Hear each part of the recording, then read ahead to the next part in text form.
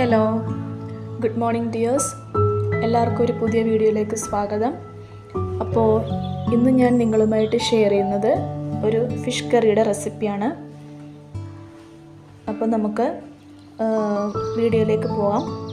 എങ്ങനെയാണ് സ്വാദിഷ്ടമായ fish curry ഉണ്ടാക്കുന്നത് നോക്കാം.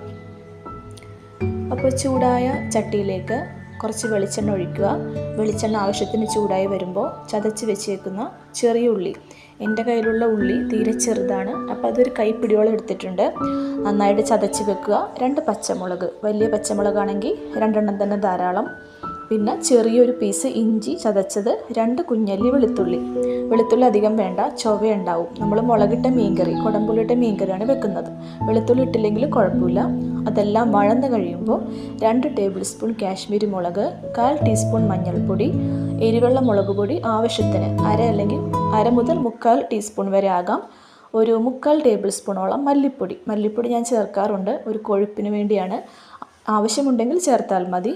അത് നന്നായിട്ട് വഴന്ന് കഴിയുമ്പോൾ നമ്മൾ കുതിർത്ത് വെച്ചേക്കുന്ന കുടംപുളിയും വെള്ളവും കൂടി ചേർത്ത് ഇളക്കി ആവശ്യത്തിന് ഉപ്പിട്ട് ഒരു 1 അല്ലെങ്കിൽ 1.5 ഗ്ലാസ്സോളം വെള്ളം ഒഴിക്കുക. മീനൊന്ന് മുങ്ങിക്കിടക്കുന്ന തരത്തിൽ, വെള്ളം കൂടിപ്പോകാൻ പാടില്ല. കൂടിപ്പോയാൽ മീനിൻ്റെ ടേസ്റ്റ് കുറയും. അതിനുശേഷം മൂടി വെച്ച് മീൻ കഷ്ണങ്ങളൊക്കെ ഇട്ട് ചെറുതീയിൽ വേവിച്ചെടുക്കുക. ഇടയ്ക്കിളക്കി കൊടുക്കുക. ഒരിക്കലും നമ്മൾ കയ്യിലിട്ട് ഇളക്കരുത്. ചട്ടിന്ന് ചുറ്റിച്ചു കൊടുക്കുക.